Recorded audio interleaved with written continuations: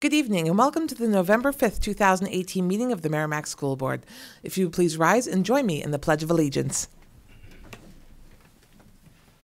I pledge allegiance to the flag of the United States of America and to the republic for which it stands, one nation, under God, indivisible, with liberty and justice for all. Thank you very much. Item number 2 is public participation. Anyone from the public wishing to speak, please come to the microphone to the right of our table and state your name and address for the record.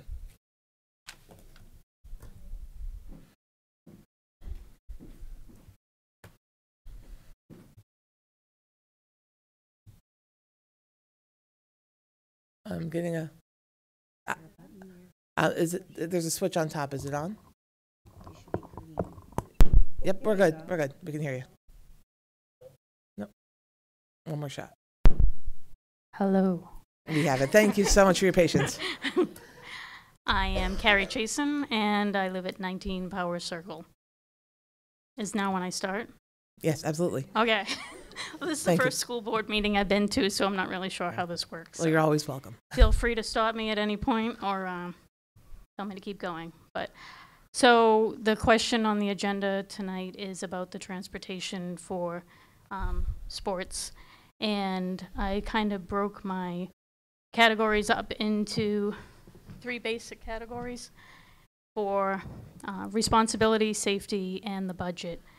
And for responsibility, I guess I'd like to understand whose responsibility it is to provide transportation for a school contest or practice. We have a home field that is 6 miles away from the school, so I'm not sure why it's considered anything other than away. Under the standard transportation policy from the school board, shall not require a child to walk more than 1 mile to assigned school or bus pickup point. I'm wondering if this policy should encompass any school organized sports as well. Speaking on the safety, without transportation provided to the home field, again, which is 6 miles away, the student is left to find on their own. It's been suggested on several occasions that they need to find a ride with an upperclassman. With this suggestion, I feel as though the school is claiming responsibility for any potential accidents or any other problems that may happen in this vehicle. This should never be suggested or asked for any student. This is a risk to the passenger, to the driver, and to the school. The job of the school board and the administration should have safety as a #1 priority and never allow this to happen. My last category is the budget. And this year's budget had 250 buses scheduled for all the teams. Yet, just in soccer alone, there was 100+ kids looking for their own transportation. We need to budget the correct amount of buses going to these fields. Lost my place. Once this budget is established, there shouldn't be any opinions entering into decision-making process on a daily basis. Meaning, if we budget the bus, we should have the bus. This year, example, we had, for my team that I was involved with, we had 16 buses on the budget. We only used 8 of them. So I'm looking to see why we're not using those buses for the home field, again, which is not home. And I guess I'll save the rest for my closing statements. Thank you. Is there anyone else who'd like to speak under public participation? Seeing none, we will close public participation, go on to item number 3, which is the administration's response to the high school athletic transportation in the board's budget message and transportation for after-school athletic practices. So I will turn the microphone over to Matt Chevenel, Assistant Superintendent of Business, and I invite to the table our athletic director, Mike Susi. Welcome.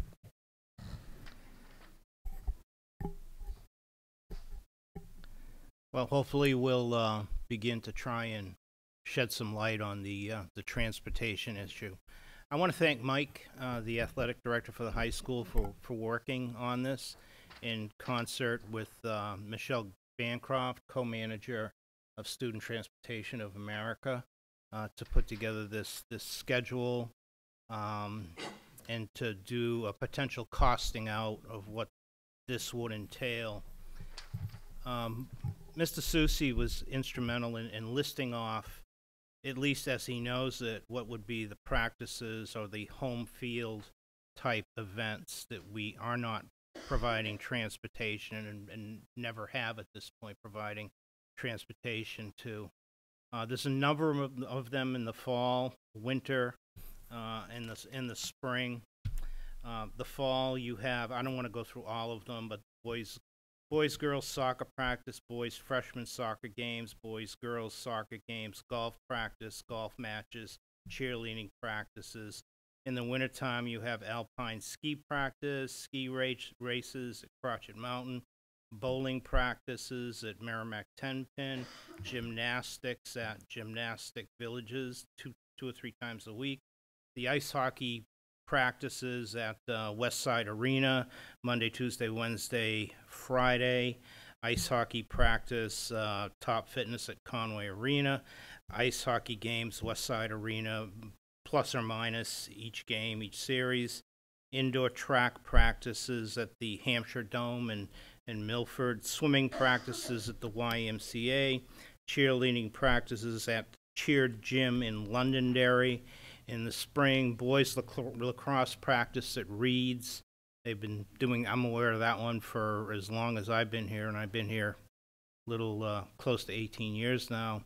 And girls lacrosse practice at Bishop Fields, and girls lacrosse practice may get time at GPS in Bedford. Same thing with the boys. Also, there's also boys girls tennis matches practices at Wasserman Park each day during the season. Michelle Bancroft took this list, had a conversation with our AD. The two of them went back and forth and put together a tentative budget for this, you see on the last page. So if we attempted to fulfill all these obligations with buses, you're looking at approximately $64,000 a year. But in this instance, cost isn't the only mitigating factor. I was just looking at the news the other day, over the weekend, and there's a nationwide shortage of bus drivers. So we could put this schedule together, we could fund it, and then because of the shortage of bus drivers in this state and all over the country, we could be put in a position to not be able to meet our expectations due to not having enough drivers or having drivers out in a particular day, call in sick, have an issue or something like that. So this would really kind of put a strain on our system as it is right now, because our first priority is the regular routes, and a lot of these practices happen while the regular elementary school routes are going on. So you would need a bus at, let's say, 3 o'clock to go to, let's say, Bedford, the fields over there. Well, that bus is finishing up the Reed's Ferry run right now. Won't be available till at least 3:30, 3:45. So there's a lot of different instances and events competing for a resource that is not as vast as we think it is, or possibly could not handle the load. So it would be easy if there were a plethora of bus drivers available and we could guarantee this and you could put $64,000 in the budget. But my concern is the lack of drivers that we have and the shortage that's all over the country right now with that job, and trying to make promises that we know, and I know, we are going to miss some of these games if we put it in the budget, just because of history. We've had field trips go out. We had, like, Reed's Ferry School go to Strawberry Bank for a field trip. We've had the bus driver in the past say, you know, we really need to be back earlier so we can do the high school runs. Well, you're putting a bunch of let's say 4th graders, I don't know which grade goes to Strawberry Bank or if they still do, over to Strawberry Bank, you get them there, and then they spend a couple hours, and then they have to race back for 2 o'clock so they can start the middle school, high school runs. And so that's been a stress put on them. They can't stay there the entire day. So those are the kind of things that we've been playing with over the years, and that's the kind of, more so than the funding, it's the availability of drivers. And so that's what I just want to preface my statement with, and then I'll just kind of turn it over to Michael, and he could give us another brief overview and what are his thoughts and what has been the history here since he's been AD. So it's a little bit of a short history for me because this is only year 2. But in my experience, we have not been providing transportation to most of the practices that are off our footprint, outside of Merrimack High School, with some exceptions. Boys and girls soccer does have the opportunity to jump on a regular route bus on a regular day and head over to Reed's Ferry for practice. That we've been providing for years. And many of our freshmen and sophomores that don't drive certainly do take advantage of those buses and get dropped off at the fields for practices. We also do provide the same opportunity for the freshmen when they have games over at Reed's Ferry. We're fortunate for them because that's where they play. It gets into a difficult or more difficult situation when we're dealing with soccer games that we have to play over at GPS Fields in Bedford. And that's simply because our current field at the high school can't sustain the number of games that we would schedule to be played on that field if we were to play all of our home soccer games, both boys and girls, and all of our home football games on that field during the fall. For anybody that came to the game on Saturday, you notice what the field currently looks like after one game under kind of messy conditions. So if we added an additional 18-plus games on that field in the early parts of August and September, that field wouldn't probably be usable at all come October. So we rent some field time over at GPS, and we have basically 18 games between boys and girls over there. And we certainly have tried in the past to provide some transportation for our teams to go over to GPS for the games. One-way transportation, drop off, no wait time, no pickup afterwards. But again, as Matt said, we have a difficult time securing buses and drivers during that time frame. The games over there take place at 3:45, and that's to accommodate the GPS facility and the teams that they have coming in after our games for training. So we play a little bit earlier than we would normally. So a 3:45 game, that would mean we would have to transport those kids right at 2:30 over to GPS. And again, that's during regular bus routes. We just can't secure enough drivers or enough buses to do that. We have tried. I tried again this year, and we could fulfill maybe one date, but not any of the others. And that's the difficulty that we run into when we're dealing with transportation right after school.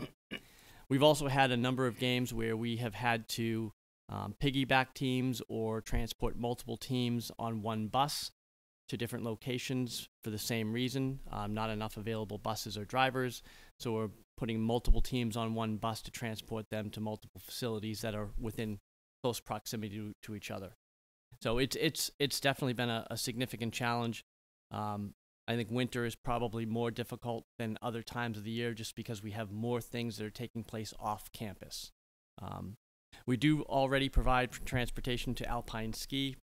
That's only a couple of times a week, but the rest of the things that were listed by Matt during the winter are not provided. We don't have transportation to Gymnastics Village for gymnastics, or Westside Arena for ice hockey, or to the Merrimack Y for swimming, or to Merrimack 10-pin for bowling. We have so much that's taking place off campus during the winter.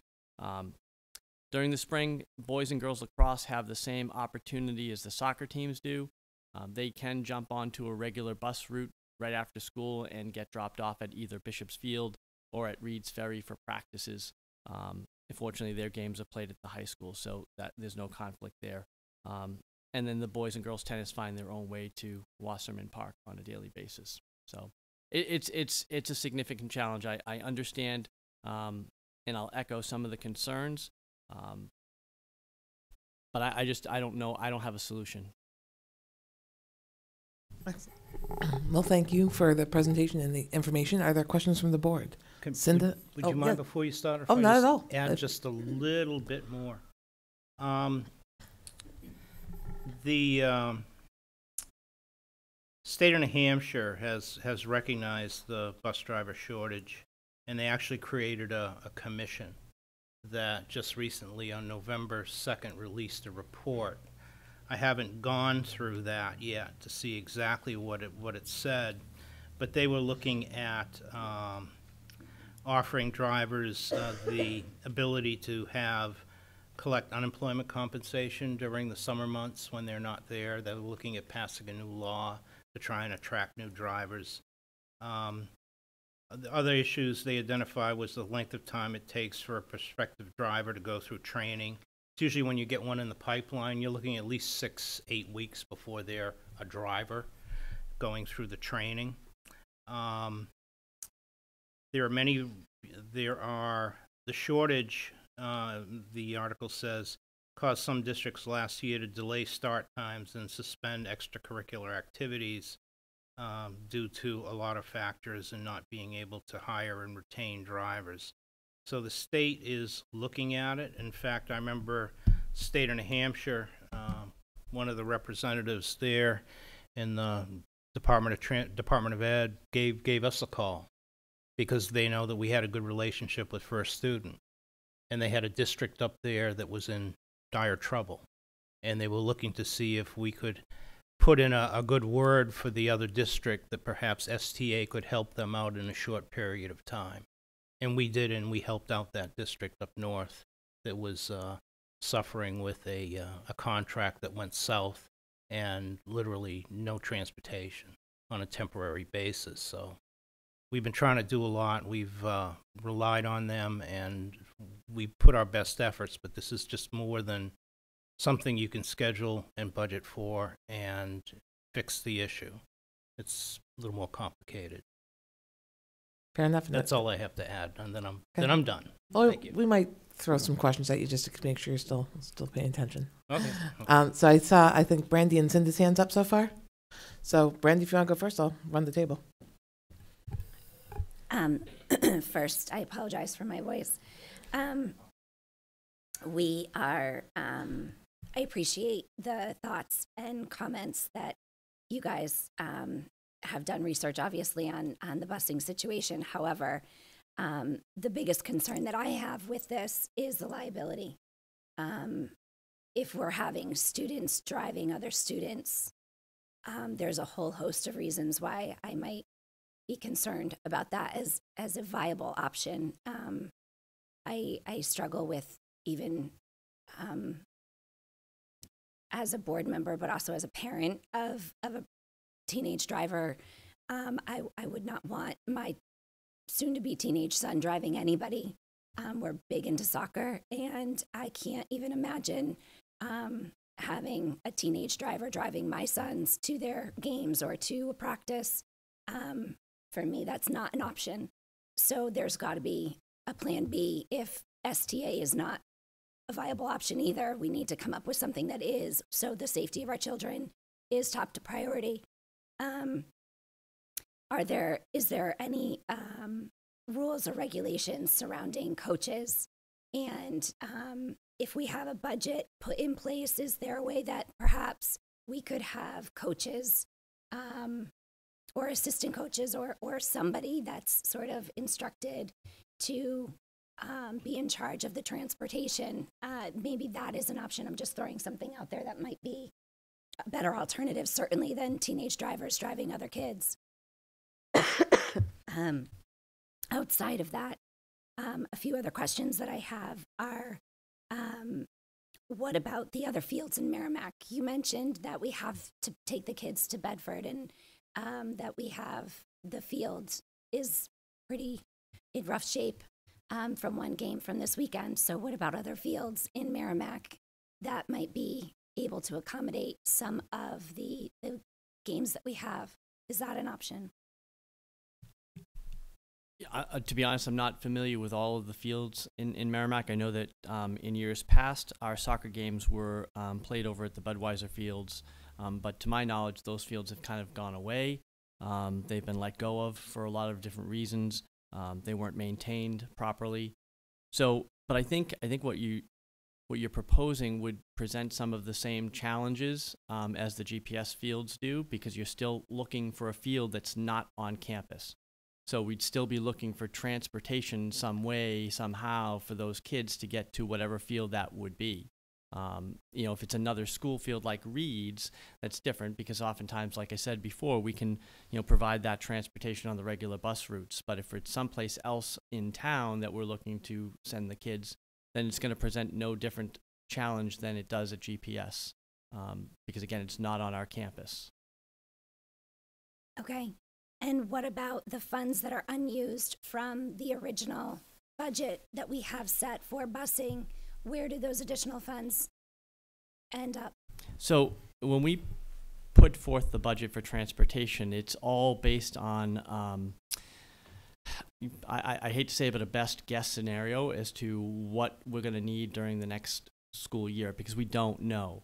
So a lot of what is budgeted for in that transportation budget is not only the games that we have scheduled, which we already know in advance. You know, we typically have, you know, 8 home games and 8 away games for soccer. It's 9 and 9 for basketball. We kind of have a sense of what that's going to be. But we also have scrimmages that we provide transportation for. And we also have to account for any postseason competition that our teams qualify for, and we don't know from one season to the next if they're going to or they're not going to. So we budget for it in the hopes that they do make it to the state tournament, but there's no guarantees that that's going to happen. And if they don't, where do those funds roll over into the next season or next year? So Go ahead. They go back to reduce taxes. Are you all set, Brandy? Okay, for now. What's the problem? Cinda. So as it relates, I know there's a few items here, I think that all have the same concern, but as it relates to soccer, let's start there. Is really the systemic issue as it relates to the soccer is just, would the turf fields at our place solve that? So a turf field on campus would certainly solve a lot of that problem. I don't know that it would solve 100% of it, but it would certainly solve a bunch of it, for sure. Do you recall how much we pay GPS for the use of those fields? Yeah, so it's roughly about $6,000 a year for soccer. Okay, it's not that bad. No, I it's thought it not. might It's have been not more. terrible, but it's Yeah, but $6,000 it's still. in And it's Bedford every year. And yeah. in Bedford. Correct. So if you just had to guess, I know you haven't done the crunching, you know, what percentage range do you think the issues would be solved for soccer if we had the turf field moved up from our capital improvement plans? Yeah, so for soccer itself, it would probably be solved, I would say 100% for soccer, simply because we would be able to bring all of those home soccer games that we currently play at GPS home to campus. You know, and you know, we outlined here, you know, practices over at Reed's, and like I said before, we already do provide transportation to the Reed's facility for practices and for the freshman games, so there would be no impact there. Okay. And Matt, can you remind us what that estimated cost, not to be precise, but the estimated cost for the turf field is? Well, we had it at one point in our budget at 1.8 million. Mm-hmm. Okay. And we have that on, what, 2 years from now? Is that when it is slated? Well, the CIP is in process right now. Yes. Okay. Can't remember which days. Yes. Mm-hmm. Okay, so that's a possibility, let's say, just as throwing out other options, is that in and of itself for soccer could alleviate this issue almost in totality if and when that field goes in. So at which time we put it as a warrant article or the community puts it on as a warrant article and it's approved by the public, then it could go in sooner rather than when we have it slated for the CIP. That's right. Okay. Can I just ask a follow-on on that? You mentioned soccer be taken care of, but you have in your outline, I believe, lacrosse as well. Ice skating. Would that be somewhat addressed? Lacrosse would be addressed as well, 100%, because again, they're practicing currently at either Reed's Ferry or at Bishop's Field, and in reality, we already provide transportation for those kids that need transportation to those facilities right after school. Okay, thank you. Yep. I'm sorry. Continue. Okay. The other thought that I had was, what about, I know some districts I've seen have purchased a bus for the sole purpose of transporting, and maybe you find someone like within the district privately that is licensed, or a couple of alternatives, and actually arrange it that way. Maybe coaches, maybe, again, a citizen that might be interested in doing something like that for athletics. Is that a possibility? I don't know how cost effective that would be, and I don't know how easy it would be to get a driver for that particular bus either. And if we're looking at one bus, that's great for one team during one season, but what about everybody else? I think it would be a solution for a small percentage of what we have in store for our transportation. Okay. Anything over a 15-passenger bus, you need a CDL for. If you're transporting kids from and to, anything less than that, like the bus we bought for special ed, it's like a 14-passenger van, which is around $35,000. Somebody with a regular driver's license can drive that, but anything that touches 15-passenger and over, you can't drive it without a commercial driver's license. Well, what about something like that? Because I think when you're looking at least, it may not solve the problem, let's say, for the all freshman teams or something like that. But what about something like that because there's certain kids that are going to be able to drive, and then there's certain kids whose parents will come and get them anyways because they're going to go to the game, let's say. But what about addressing that subset in the type of bus that wouldn't require the commercial license or whatever, however that's classified, that license? Yeah, I mean, that certainly would be, again, a possibility. We would probably need a couple of them in order to satisfy all the teams that would require transportation during particular seasons.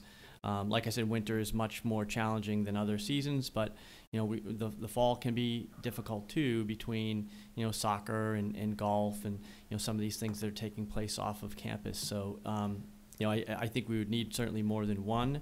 And the other thing that you have to remember is that most of our teams, obviously we have some teams that are smaller, but most of our teams aren't going to fit on a 12-passenger van. They're just not. It's even a struggle, and we do utilize the vans that the school has for some of our cross-country meets and things like that when we need to transport a small number of kids to a facility. But that's also based on availability also, right? It's those vans are used pretty constantly by special ed and by other groups, so it's not always easy to grab those. But if we had a couple, then it would solve some of our problems again, but I don't think it would solve all of them. Yeah. So I totally get that. I guess what I'm saying is somehow we have to figure out a solution to this problem, because I'm not comfortable with, especially when you look at hockey and you've got these kids going all the way into Manchester on icy roads, piling in a car, and I think to Brandy's point, I don't want that for my kid. I don't want them to be driving a bunch of kids. And so there's just got to be something that we can do. And I know that we haven't done it in the past, but that doesn't mean we can't start. No, I totally agree with you, and I echo everybody's concerns. Mm-hmm. I do. It's not an ideal situation for sure, and I do want you all to understand that certainly we are not promoting from the Mm-hmm. athletic department or our Mm-hmm. school, kids transporting other kids. Yeah, no, I understand. That's certainly not what we are saying. We're in it together. I mean, I get that. We are, and I know it's an unfair burden placed upon parents that probably work, and it's a difficult thing. We try to be upfront about all of that. I do a preseason presentation for all parents before the season kicks off, and in that presentation, I did try to be clear that we don't provide transportation to home venues, just so that they could prepare in advance for those things that come up, because it's just the situation we're in.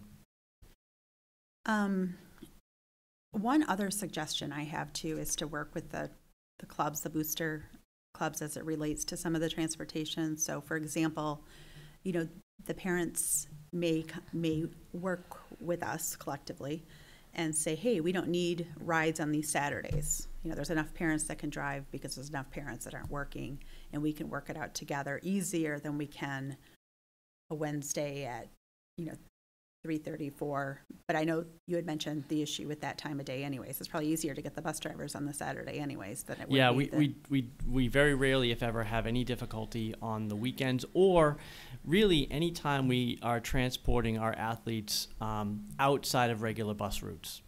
You know, once the regular bus routes are over, then we don't have too much difficulty finding bus and bus drivers for those activities. It's really, and fall is really impactful here because the games are so much earlier, because most of these facilities don't have lights, so they're playing during the daytime. So 4 o'clock or 3:45 games can be really challenging. That means, you know, early buses. Anywhere between 2 and 2:45 is typically our departure times for our fall sports. So that's where it's really impactful. Let me just see. I wanted to go back to, I want to make sure that Mrs. Chasen's questions are answers. I wanted to just look at these real quick.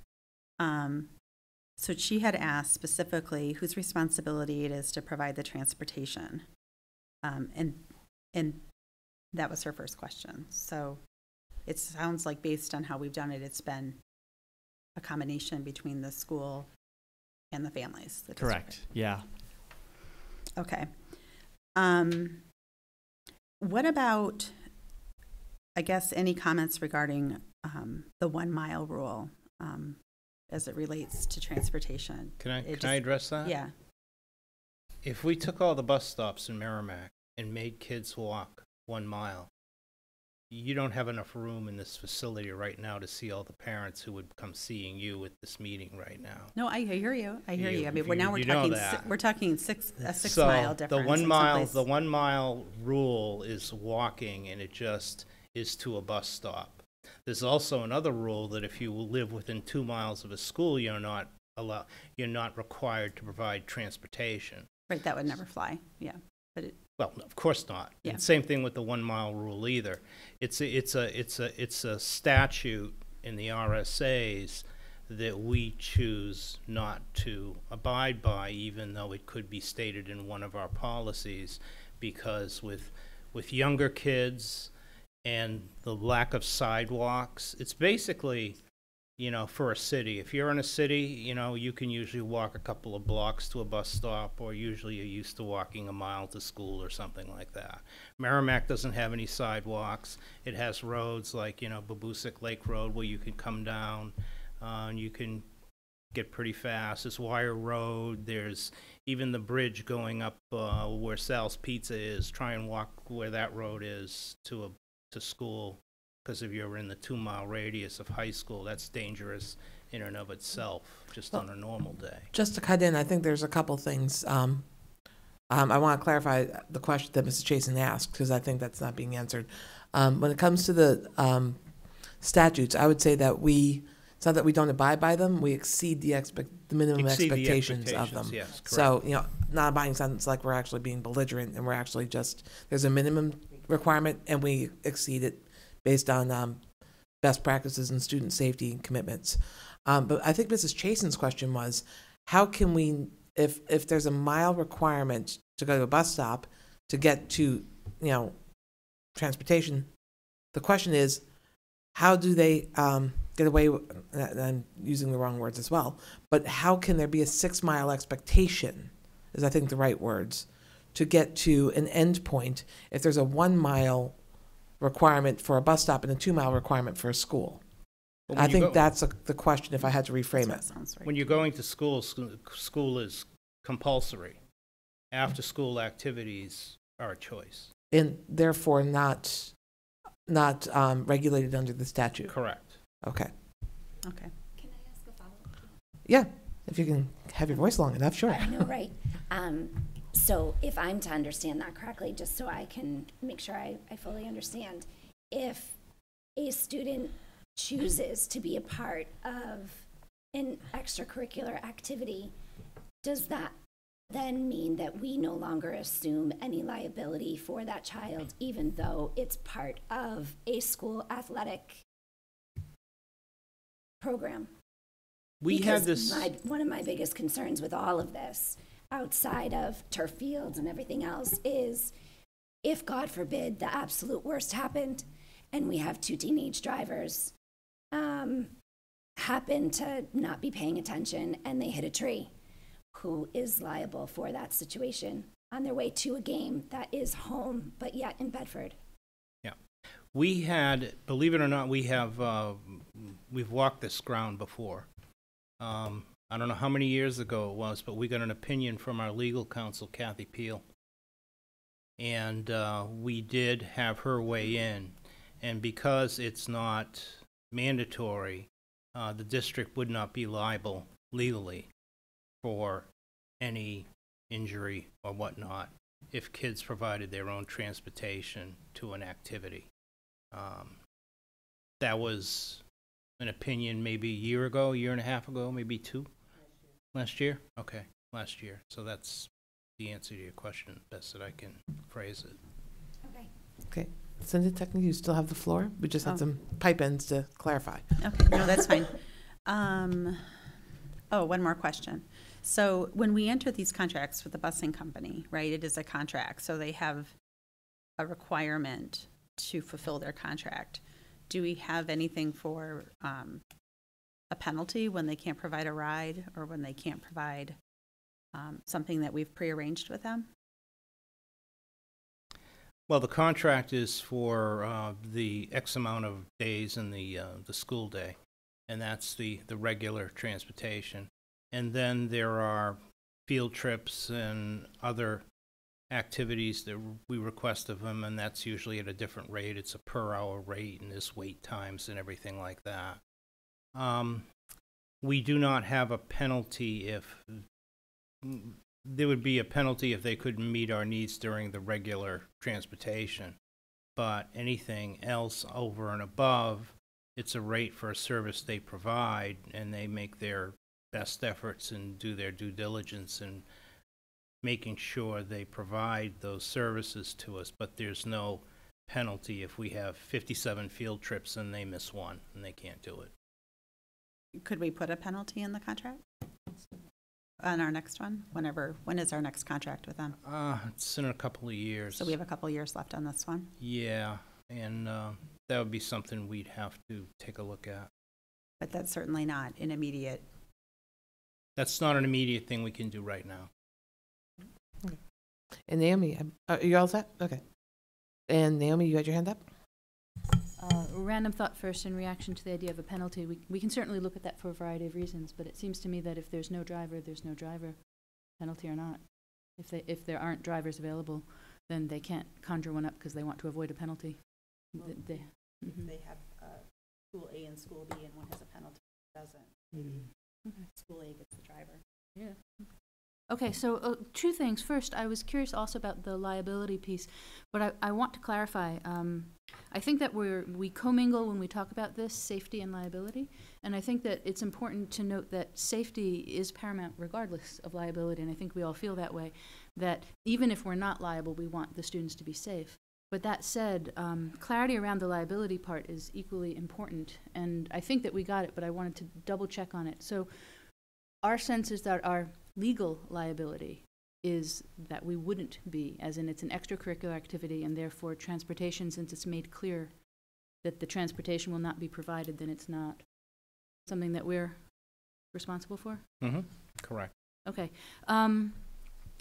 What is typical for school districts and transporting for these types of things? Are we the only ones who don't? Would we be the only ones who do? Is it a mixed bag?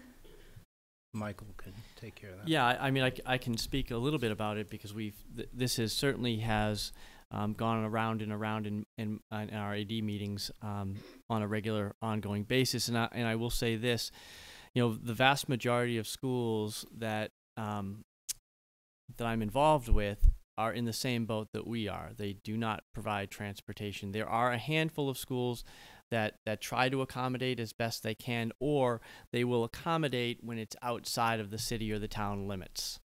Then they will provide transportation. But if it's within the town or within the city, they will not. But there's only a couple of instances that that's the case. I think Keene is one of them, and there's a couple of others. But the vast majority of them do not. Thank you. Andy? So, excuse me, not as bad as Brandy, but I'm pretty close. If we were to get a couple of these small buses, let's say, and offer transportation for certain things, that would then mean that the school then for that transportation does pick up liability. Would that be, Matt, accurate to say? Yeah, that is correct. If we were to have, if we were to pick up X amount of vans, either on a lease purchase or just to buy or wherever you wanted to go, I would have to have copies of everybody's driver's license, make sure we have fingerprints on file, and I would have to put them on our policy with copies of their driver's licenses, and they would run their records to make sure everything was fine. So if you call a loaded cost, there's the cost to either purchase or rent or whatever we would do to obtain it, plus there'd be an added cost for the liability. So if we were to quote a number at some point in the budgeting process. If I were to put, let's say right now with maintenance and everything like that, let's say we have 15 to 20 drivers. If I were to triple that, there would definitely be a cost. I wanted to make a comment about the turf field. So one of the things that we put a charge to Planning and Building Committee about doing a turf field a year and a half ago, something like that. And I know that the budget came in, it's at 1.8 million, huge amount of money. It's in the capital improvement plan right now, not for this budget year, but the following budget year that we would discuss it. I think that one of the ways that we could get that kickstarted is to get parents that are really passionate about this to work with ourselves and the Planning and Building Committee to look at, well, right, in the community as a whole, to look at creative ways to get money to make this happen, because other towns, and the research that we've done, other towns have discovered that sponsorships help get this done a whole lot faster. Because if we go to the town and say 1.8 million to taxes over a bond period to do this, I can't garner the likelihood of it passing it on voting day. It may not. But if on the other hand we went and we say we've got these sponsorships, these opportunities, these fundraising things where we can pay half and the town funds the other half, and it could be used for the school, then on evenings it could be used by MYA and other town things, the chances of success are a whole lot better. So I think it doesn't address all the transportation, but I think if this is really a passion, you know, that we have people on the school board and people in the community, we've got to really kickstart to push this up, to find out the creative ways to get this into the CIP sooner, to make this happen. Because we've been stumbling over the turf field for as long as I've been on the board. And whenever we talk about it, we push it out. We were able to do the track, which is great, but the turf field has never been really addressed. And I think this is an opportunity, a takeaway from this discussion to do that. So. And I checked off some of the questions I had, but there's one that was not covered, and it is, how has a lack of transportation impacted the recruiting and participation with your sports teams? And I know it's only your second year, so it's not a legally binding answer, but if you can give me your knee jerk, I'd appreciate it. Yeah, I mean, I haven't received any pushback from anybody indicating that they were not willing to participate because of a lack of transportation. And I think, unlike a lot of districts, our numbers in our athletic programs continue to grow, which is a positive sign. You know, I still think obviously we need to address the transportation piece of it, but I don't think that's having an impact on the numbers of kids that we have involved. Okay, well, you could take total credit because it's your second year. So. Excellent. So thank you for that. Are there any other questions? Brandy? My follow-up, outside of a turf field, while I realize that might be the ideal scenario, in the interim, we have MMS, we have Bishop, and we have Reeds. Reeds is the only one, I believe, out of those three that has lights. Is that a correct statement? I don't think MMS does, right? Middle school. Um, Instead of busing to Bedford, would it be more cost effective and easier for all involved if we invested in adding lights to one more of those fields or extending? Bishop is not the correct size, but maybe, and I don't know enough about Bishop, so I apologize in advance, but maybe extending that field to accommodate our high school teams and work with what we do have currently and adjust those to accommodate. Is that an option? Yeah, Bishop, could I up in here? Yeah. Bishop Field, when you say that, you're referring to the one by the middle school where the entranceway is? Mm-hmm. Yeah, that's town property. So that's not school district property. So that's a conversation we'd have to have with the town and the town council as far as any extension. In fact, when we were building the middle school, we leveled that land and used it as an access point and a staging point, and that's why it's flat, and we left them with an area to actually seeded and loamed it when we were doing the middle school, so we kind of created it. But that is actually town property right then and there. Middle school, we could look at lights too, but there is power that goes up there. I'm not sure how much, but we can always do something like that. But the middle school field is particularly challenging in the springtime with the runoff from the slope of the hill. You know about that, Mike, right? Yeah, I do. I can say that, you know, there's a challenge with the middle school field for sure. I'm not as familiar with Bishop's either, and I know it's town field, so it's kind of a moot point at this stage. But in Reed's as well, in particular in a fall like we've had this year, which we've had unbelievable rainfall this fall as compared to most, those fields get close to unusable with the amount of rain that we've had. And so that would present some other challenges as well if the weather pattern would continue and we would still have the amounts of rain that we've had. You know, would we really be able to utilize those fields on a regular, ongoing basis, or would they be unplayable? Would we have to be postponing games because, you know, it rained the day before and now those fields are completely saturated and aren't playable? That's a challenge when you're dealing with those fields. The middle school has been a real challenge over the last year for sure, because, you know, Dave Babin and I communicate all the time because he's always looking for a field to utilize. In fact, I had to, you know, help, you know, facilitate him utilizing Reed's for a couple of games for the middle school team this year as well, because they couldn't use their own field. So those fields they're great fields when it's great weather. When it's a little wet, it becomes a little bit more challenging. See, the issue there, and we're Tom Tussaud, the facilities director, and we're having ongoing conversation with Steve Keach to see what we can do as far as drainage in those locales, especially the middle school. But the issue there, just to get all our cards on the table, is both of those fields have a clay base. So unlike the fields where the high school is, which is all sand, I mean, it's all sand all the way down. And the problem with middle school is you go down a certain amount. A lot of material was dragged out of there when that field was built. And then there's the runoff from the hill. So we're hoping at some time we could do something with the runoff for the hill. We're not sure what we can do about the clay base on the field, but that needs to be something that needs to be looked in. It was put to me one way, it's like building a field in a bathtub because the clay holds all the water and it doesn't wick all the way through. So that's a challenge, especially. It's okay when we have light rainfall during the spring, but when we have spring like this and this continued weather, it's a little challenging to use. And I'm sure Dave Babin has called you up a few times because he just couldn't use it. Yeah. Yes, Cinda.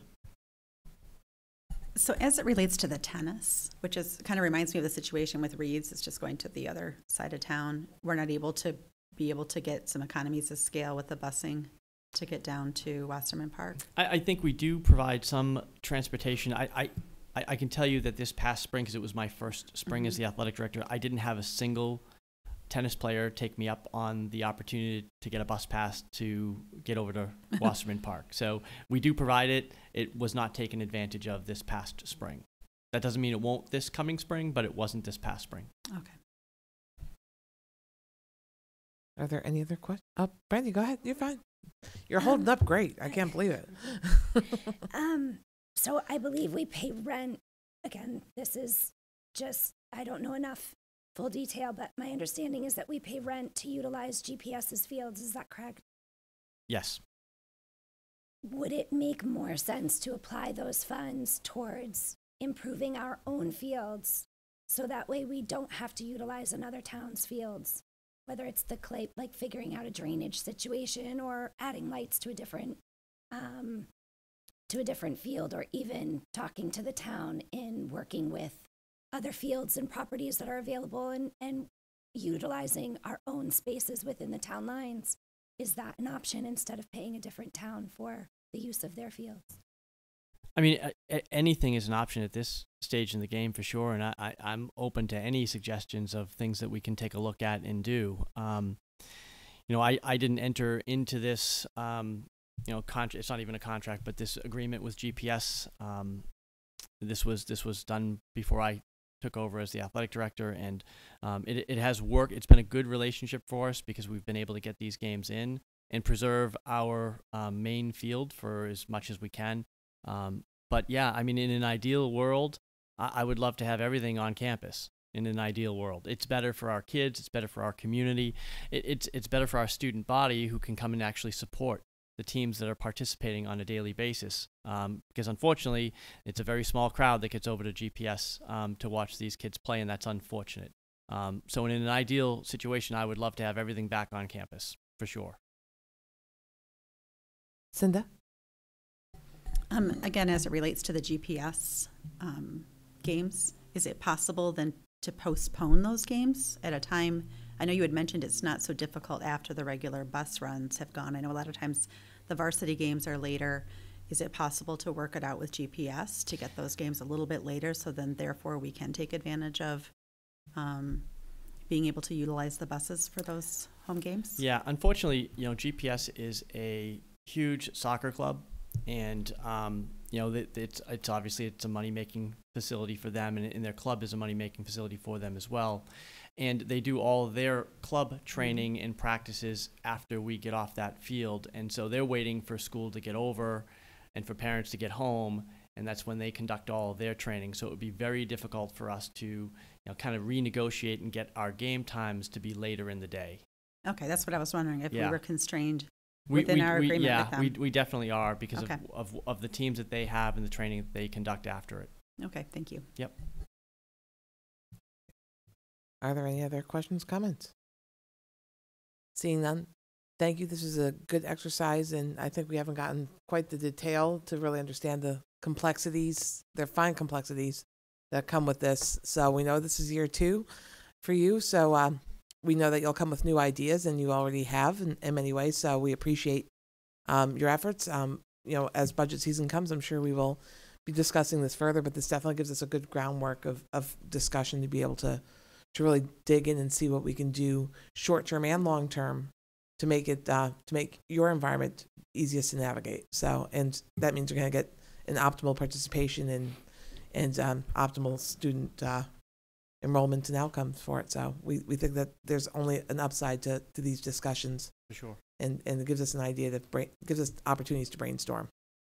Happy to do it anytime. This is about our kids, so. I appreciate it. All right, Absolutely. thank you. Thank you, Mike. We're on to item number 4, which is the board's response to the memo of understanding between the Merrimack School District and the town of Merrimack regarding the skate park. This is a follow-up to our joint meeting from a few weeks ago, where we discussed things that we expected if we continued having the skate park on our campus, minimum requirements that we wanted. I know the town council weighed in on things they would have liked to have seen.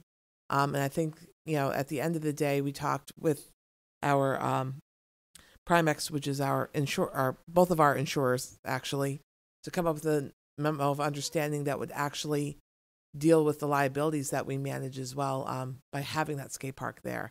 So in your packets tonight, we have the memo of understanding draft that was done by the attorney Ricker from Primex, and want to kind of go through it and make sure it meets all of our expectations. If we feel comfortable with it, what we'd look to do is put it on consent, and then we'd be able to deliver it for the town council's review. Are we good with that for now? Excellent. So I think we just want to kind of go through all the elements. I don't know if we could probably read it verbatim. It's not too bad. So we'll start. This memo of understanding, MOU, is entered into by and between the Merrimack School District and the town of Merrimack, which is town. The purpose of this MOU is to memorialize a joint undertaking between the district and town to operate a recreational skateboard park for members of the community and student population to access free of charge. Number 2 is time frame. The revocable license shall be in effect for 1 year following the execution date of this MOU and shall renew automatically for successive 1-year terms unless terminated by either party prior to the annual expiration date. The terminating party shall endeavor to provide 60 days advance written notice to the non-terminating party. Number 3, rights and responsibilities.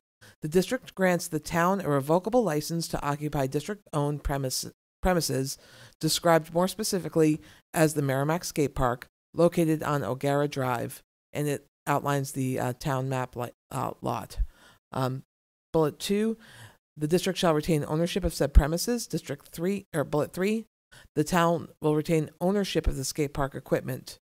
Bullet 4, the town of Merrimack will A, maintain the equipment, fencing, and signage. B, remove all trash and graffiti.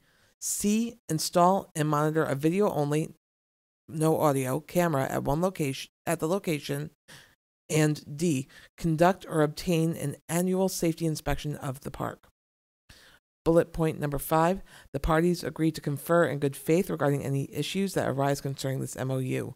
Bullet 6, in the event of termination of this MOU, the town shall remove the skate park equipment and restore the premises. Section 4, immunities. Nothing in this MOU shall be construed as a waiver or limitation on any immunity available to the parties. Item number 5, no third-party beneficiaries. Nothing in this MOU shall be construed to create any third-party rights.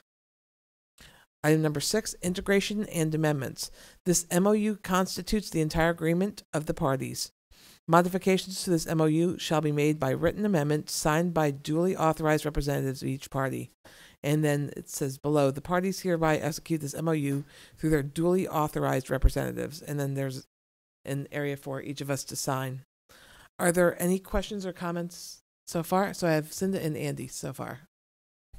I think it looks good. My only question is regarding if something of monumental safety concern came up, and let's say we don't really address if we needed to get out of this memorandum of understanding earlier than 60 days. So for some reason, we needed to close it for whatever that reason could be. Would we be able to do that? That's my only concern. Does that make sense? I hear what you're saying. I think we discussed those kind of like if Like there was reserve our highly rights. irresponsible, I think that was actually Brandy's comments, highly irresponsible activity happening on the property that's not being managed. To reserve our rights. Right. To reserve. To not, because otherwise 60 days could be too Right. late if there's some serious concerns. Okay. That would be my only thing. And I think Andy was next. Well, I'll respond to that because in the 5th bullet down in the rights and responsibilities, the parties agree to confer in good faith regarding any issues that arise concerning this MOU. So I think we sort of use that as a placeholder to say we're going to have this living arrangement between them. So if this kind of thing comes up, I don't know we could put anything stronger in there to be able to do that. It's the 5th bullet under section 3, which is It's right The under the parties- list, yep, the town of Merrimack. It's that next Yep. bullet there. I mean, if we want to add a little bit, we could, but I think that this is the wording that was like, if something happens, and we need to talk about it in between here. It says we're going to work it in good faith, so. That's just my response to that one. The question that I had was two-part. and this is really the town of Merrimack will, it says maintain the equipment, fencing, and signage. There's also inside the skate park material that it sits on, whether it's tar or whatever it is. Should that be included in there as well, like the surface that's there? Just really, essentially, they're responsible for anything that's fencing, signage, or within, really. But they should be I agree with you, they should be responsible for the base surface that the skate park sits on. Because right now it sits on asphalt. Right. And I don't recall where I heard this. I think it could have been from Matt Kasparius, saying most skate parks are built on a cement surface. Right. So it minimizes the sinking and sagging and whatnot. So they should be responsible for the subsurface. I just think that if we put something about the subsurface in there too, just cover it, because that's the one missing piece I saw. The other missing piece I saw was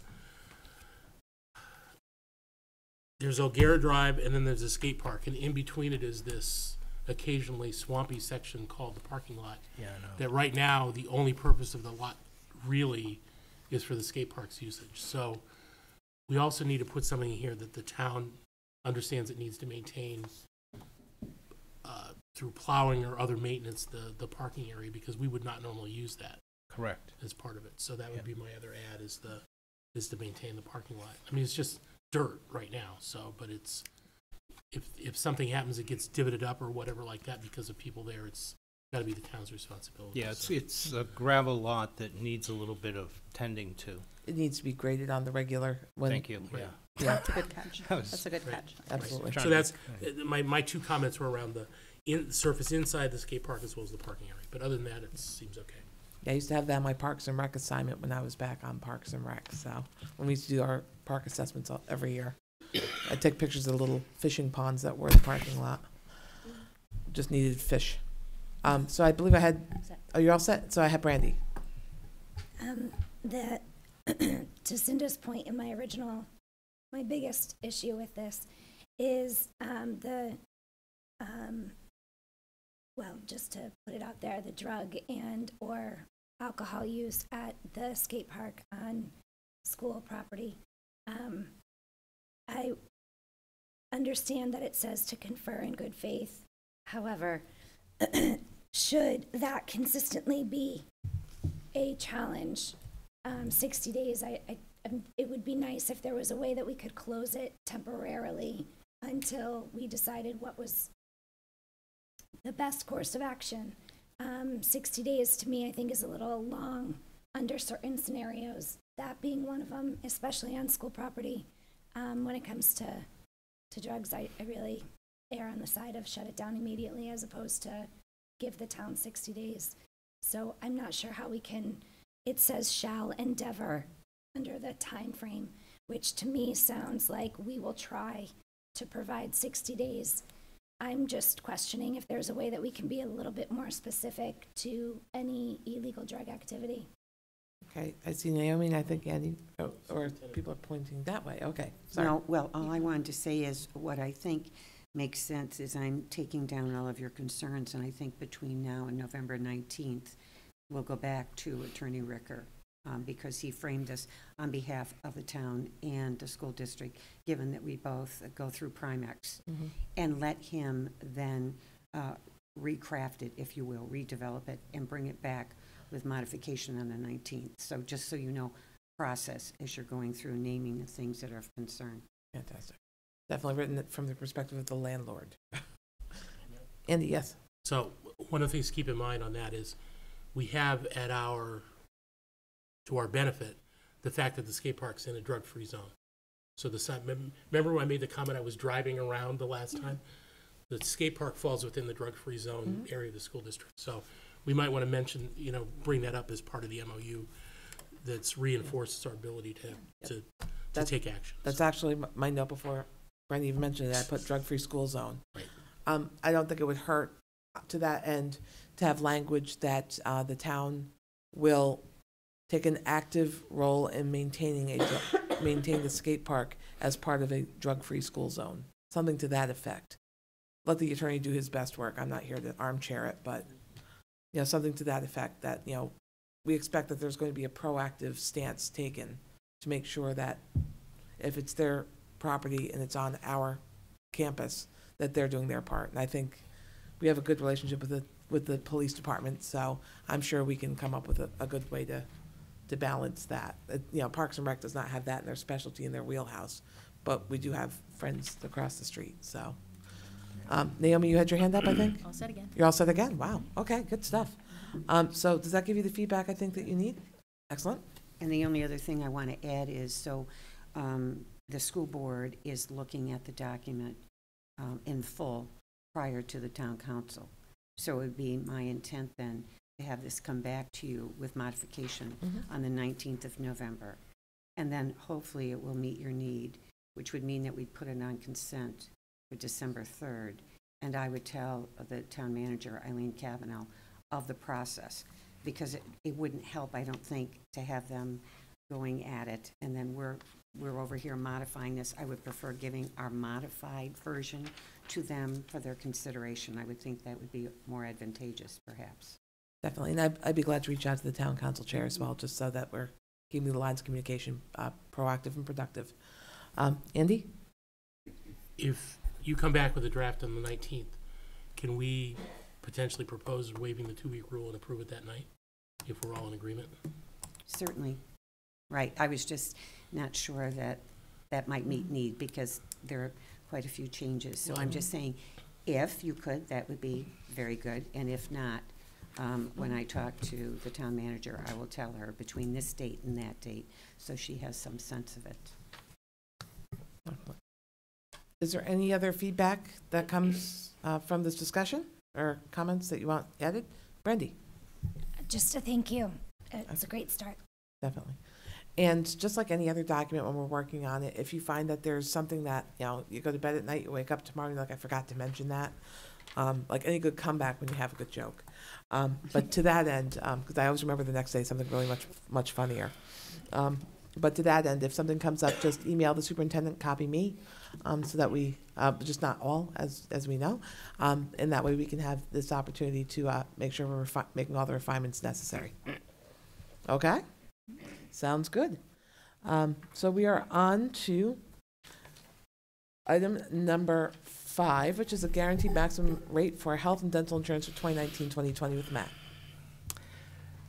Every year, for budgeting purposes, we are given a guaranteed maximum rate that we can use to put the budget together for 1920. We're given that in the fall, and then sometime in the spring, we're given the actual rate. Sometimes the rate is lower, sometimes the rate is the same, but the rate is a guaranteed not to exceed. Right now, we're looking at a guaranteed maximum rate for health insurance of 13.7% and a guaranteed maximum rate for dental of 2.3%. In the past, we've had GMRs as low as 2.5. We've had GMRs as high as 27%. The range for this year is around in the 10 to 18% increase for health insurance kind of as a whole. So that's where we're sitting right now. That's what we'll use to build the budget with. And let's hope in the springtime we get good news and it's less than the 13.7. Thank you. Question mark. We'll get back to you on how we really feel at the end of it. So, but it is, as I said, I think on my time on the board, I have seen worse. I've seen obviously much better. It's based on the risk pool, so it's an interesting segue. So we will do that, and that's the board's response to the letter requesting insurance provider combine claims information for the town and school district to determine the overall rating for health insurance. So basically, again, coming out of our joint meeting with the town council a few weeks ago, we always look to see if there are opportunities to save money as a community. It is one tax bill, even though it has two sections when it comes to the local town and local school districts' budgets. So where we can combine to save costs, I think we always make an effort to do so. We do so with paving on a consistent basis. We do so with some softwares that both the town and the school use. So to that end, health insurance is one of the most impactful costs that we have as a district outside of salaries. And so it came up, do we want to maybe look at doing an analysis of what would a combined policy do to our rates, combined coverage? So what we would be doing is technically not changing any of the offerings of insurance for each of the parties. We would still be consistent with that. But what you're doing is combining the risk pool. So the town and the school, when you combine the employee counts, would have a higher number of risk pool, basically taking the divider and trying to spread out the risk. So we're going into it with an open mind, but also with some understandings that some higher risk pool candidates do lie on the town side of the ledger, fire and police specifically. So we are not obligated to take this combined risk pool and combine policies, although it may save the town money. It may spike our policies. And since we have a higher number of employees, it could actually, at the end of the day, impact the taxpayer more. Or maybe from some claims, they can bring down our risk. So we'll go into it expecting anything could happen. But if we can save the taxpayer $1, we will absolutely make the effort to do so. With that, we need to give our health insurance provider a copy of a letter authorizing them to evaluate our risk pool as a combined unit. So the town has already provided our health trust representative that letter, and it's our turn to be able to provide such a letter so that they can do the analysis and look at our claims to see what we'd be looking at for a combined risk pool. And we need to authorize the superintendent to send that letter because basically we would want to show intent to do that research. So, Cinda? Will the town be doing the same type of a letter to them? The town already did. We're responding. Okay, gotcha. Yep, you bet. So we're doing our side of it. Are there any questions on the letter or the intent? Seeing none, I will entertain a motion that should be made by Andy since it was his idea. No pressure. To authorize the superintendent to send a letter. I'll move that we authorize the superintendent to send a letter to Health Trust, allowing them to provide the information to look at the joint risk pool between the two entities for us to get data and do further evaluation. Second? Seconded by Cinda. Any questions or comments to the motion? Seeing none, all those in favor signify by saying aye. Aye. Opposed, none. The motion carries 5-0-0. And I think we are in a position, based on the draft of the letter, to be able to send that tomorrow. So thank you for that. We are on to item number 7, which is, I did not bring my glasses tonight, the board's initial response to the Honeywell Phase 5 Energy Project proposal. So at our last meeting, we received a presentation from Honeywell about all the different things that we can do to improve facilities. Some that are things that we need to keep a very open eye on, like 50-year-old boilers, and things that are like climate and environmental improvements. So those are things that came up. And all said and done, if we could do all things for all people, it would probably be higher than we can, in my personal opinion, as one vote, higher than we could handle in one swoop, even if we did fund it with a bond. So I think at this point we're looking at what can we do. So what I would say, pick our poisons. Do what we feel is, we need to do so we're ahead of things like we did with the heat wheel a couple of years ago. We were one step ahead of its death, where it was no longer capable of being maintained. So those are the things that I'm thinking of based on our presentation, but I'm interested in soliciting your feedback as well. We need to be able to narrow down the conversation, but there are definitely things like a 50-year-old boiler that doesn't have sufficient backup that could absolutely impact our operations if it fails, because they're out of production. So is there any feedback that you guys have, Cinda? I mean, I would say that I'd really like some input from Tom Tussaud, who knows our buildings inside and out. That would, okay, that's what I would be most looking for. Okay. So I can defer? So just to say, we've been in conversation with he's been in receipt of this comprehensive report, and he ultimately understands, I think, what the board aspires in a period of time. But sometimes it's about first things first, and so we're going to share with you what we've been talking about for the last 3 days. So Matt, go ahead. Yeah, thank you. We sat with Tom. We had a conversation with Jim Lucy and Tom, myself, and the superintendent. And we're looking at doing some basic items that we think would help us and avoid any future potential failures at times where a failure is not convenient, like the middle of the winter time.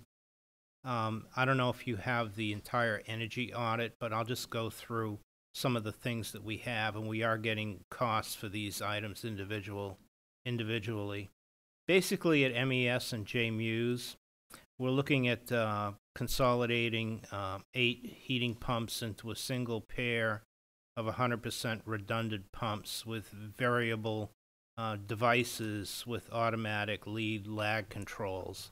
The variable devices, when there's a high draw for hot water to heat, the devices, the pumps will spin quicker to push it out.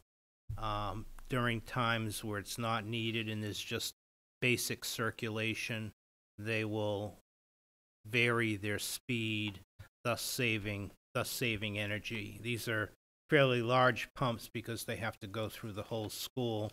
So that would be one area in the HVAC system at MES and JMUS. Also, the boiler room near the MES main entrance, we would like to remove the 2 existing boilers and provide 2 new gas fire boilers, which are of adequate capacity to provide heat for a fully ventilated building. So if you wanted to go with ventilation in the future, you need to replace these 2 boilers. They have new gas burners, but the boilers are an older vintage, so it makes sense to do that, seeing that they would need to be replaced.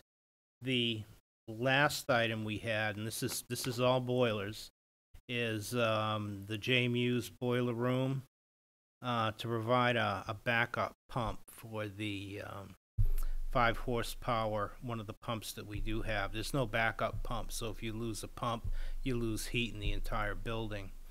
The proposed upgrades would be to consolidate the pumps, at a minimum providing a second pump as a backup to the 5 horsepower green pump, provide second pump and lead lag controls. So there's some redundancy, there's some insurance policies, and there's some boiler upgrades in here that would needed to be done to take care of some of our more pressing immediate needs. And we're looking to get a figure for those particular items to possibly bring before you and potentially include in the operating budget. Are there any questions so far? All existing infrastructure kind of issues. Okay. Andy? I like everything you said, except to the end about putting it in the operating budget. I'd like to make sure that we look to see what the overall cost is. I know the reason is the heat wheel. Use the example. The school board made a decision to move the heat wheel out of the operating budget and push it down the road. This may be something that we want to put into a warrant article depending on the cost and the scope level. So I just want to make sure that it's not a fait accompli, that it's part of the operating budget. I want to know what it is in and of itself so that we as a board can make that decision. I think our goal, I understand exactly what you're saying, and I think our goal is, because we don't have the bleachers in back of the high school and maintenance's operating budget for next year, we're hoping that $320,000 figure would allow us to slide that in and no increased cost into the maintenance budget. Can you say that again? Okay. For this year, 17-18, in the facilities budget, there's $320,000 in there to do the bleachers behind the high school. The project hasn't started yet because of weather and engineering work and everything like that. And so in total, in Tom's budget, basically in the area where repairs are done and larger items like a roof, there's around $975,000 sitting there once you strip out everything. The 320 is not going to be there for the bleachers, so that brings it down to just a roof in that area right now. So if this could come in less than the 320, it wouldn't show a spike in the operating budget because it's already at 975. I'm not explaining that well, I'm sorry. I think Marge wants to give it a go. Yeah, have Marge give it a go. I'm 'cause not going to I've explain what lost it, Matt said. I'm yes. going to go in a different direction. Okay, it's just Okay. easier Okay. for me.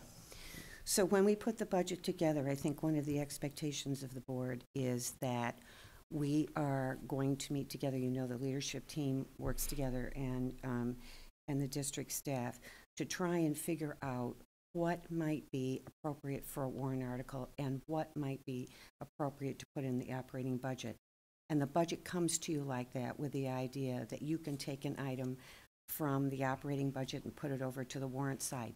But when we go to put the bottom line together and we compare this year's budget to next year's budget, it's so important for us to structure it and either say A or B.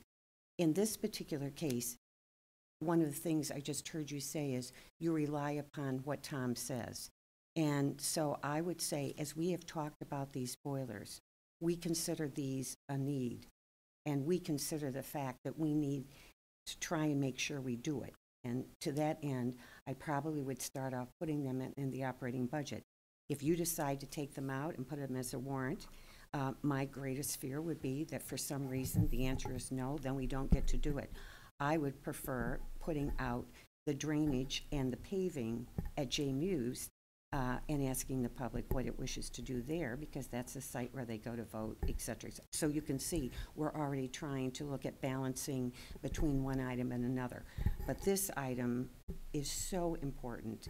I would just say that I think we're thinking about putting it in the operating budget with the idea that you as the governing body have the final say one way or the other. But just so you see how we're doing, Matt was talking about trying to balance off the items in I was the trying not maintenance to budget this year show an increase from 18, 19 compared to to next 19, year. 20. So we also do that too, because we're trying to come up with as close to a level budget as we can. And that's one of the things that you do is you go back and forth and look at this year's expenditures up against what you're proposing for next year. So And we're to that saying end- the same thing. And that was a much basically. better answer that She I could did ever give it another conceive go. of, so But to that end, I think Wally said to us that we have boilers that date back to 1966, 1971-ish. So we have stuff that dates back to the 60s they're heating our facilities today. So that's not something we can rely on. And I think, to the credit of our district's maintenance department, most districts wouldn't have had facilities last that long because they may not be as on top of the facilities as our people are. So I think that, if anything, we can give credit that they exceeded expectations for the life cycle of these facilities, and by a large margin. yes. So, and I think that's a hint that was given to us by Honeywell as well, in their dialogue during their presentation. So just to contextualize that.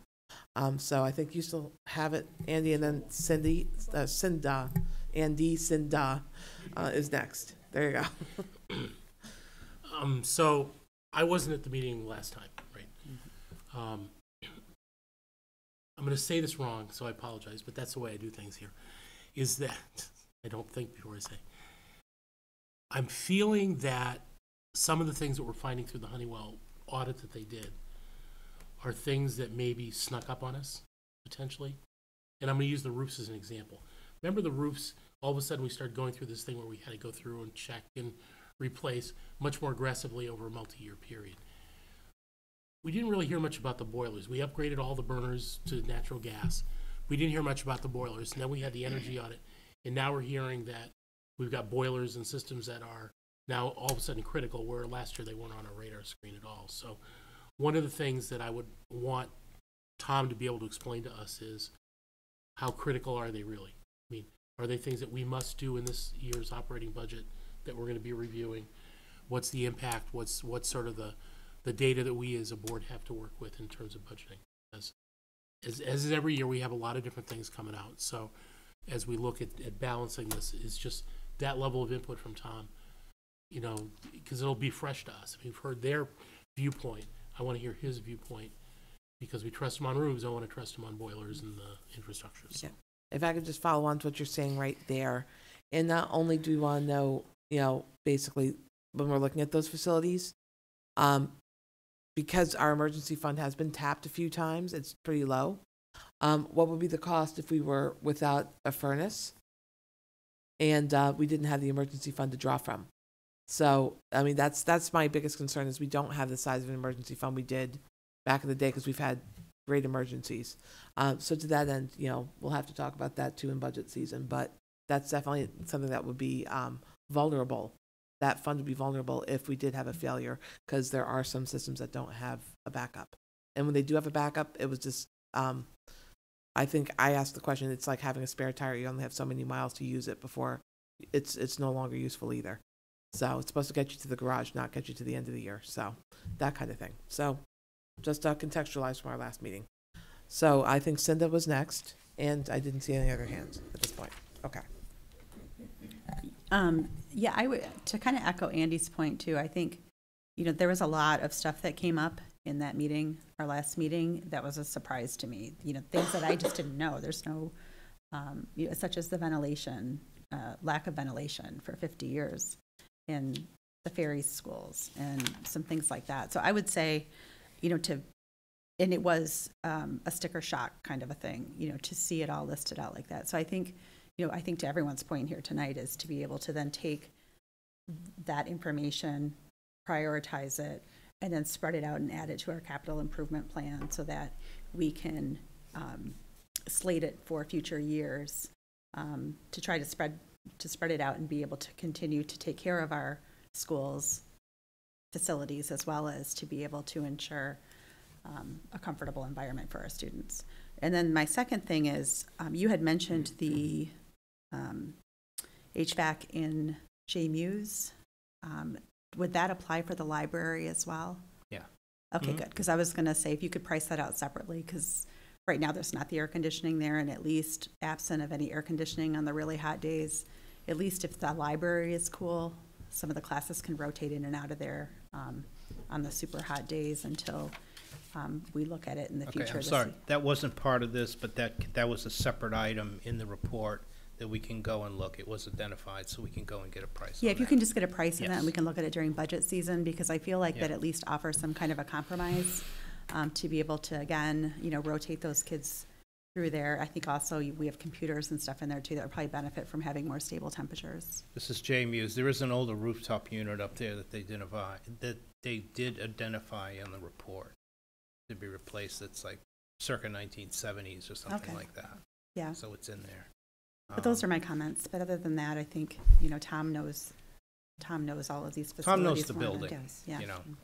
And, you know, some of the items you were talking about as far as Reeds and Thorntons and whatnot, initially when we did the first Honeywell energy retrofit around 12, 13 years ago, those areas of non-ventilation were identified.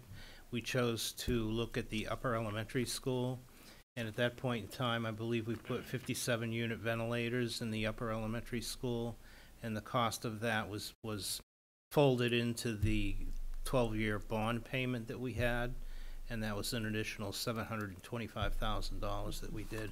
So we looked at the ventilation, it was just such a massive undertaking, because all of these schools, when they were built, did not have makeup air coming in. That's just the way they designed these things back then. So it's been on the radar for a while. Yeah, I think spreading it out, I mean, putting it on the capital improvement gives us a target Yeah. of how to be able to spread Yep, that out absolutely. in a way that we can consider. Yeah. Okay. Are there any other questions on Honeywell? Seeing none, I think we have a little bit of guidance going into how we can formulate some of these solutions in our budget process. So we are on to item number 8, which is a revised school board policy. The first reading of the tobacco products ban, use, and possession in and on school facilities and grounds. So I will turn it over to Marge. Thank you. So I'm bringing forward a revised model policy by the New Hampshire School Boards Association regarding tobacco products, and this is a required policy. The policy has been revised to include definitions and prohibitions relative to e-cigarettes and liquid nicotine. And the policy has also been reorganized for improved readability. Please note that this time, compared to other times when I've done policy, I've put all the change in red, and then what was taken from the former policy was put in black. So you can see the two. And I think if you compare this policy to the original one, it's much better orchestrated, just the way it reads. And so I'm going to read the first page, and Mark is going to read the second into the record. The title is Tobacco Products, Ban Use and Possession in and on School Facilities and Grounds. State law prohibits the use of any tobacco product, e-cigarette, or liquid nicotine in any facility or upon any grounds maintained by the district. Students and minors are further prohibited from possessing such items in or upon any facility, school vehicle, or grounds owned or maintained by the district. A. Definitions. Tobacco products means any product containing tobacco, including but not limited to cigarettes, smoking tobacco, cigars, chewing tobacco, snuff, pipe tobacco, smokeless tobacco, and smokeless cigarettes, as well as any other product or item included in RSA 126-K:2, Roman numeral 11, as the same may be amended or replaced from time to time. E-cigarette means any electronic smoking device composed of a mouthpiece, a heating element, a battery, and electronic circuits that provides a vapor of pure nicotine mixed with propylene glycol to the user as the user simulates smoking. This term shall include such devices whether they are manufactured as e-cigarettes, e-cigars, or e-pipes, or under any other product name, as well as any other product or item included in RSA 126-K:2, Roman numeral 2A, as the same may be amended or replaced from time to time.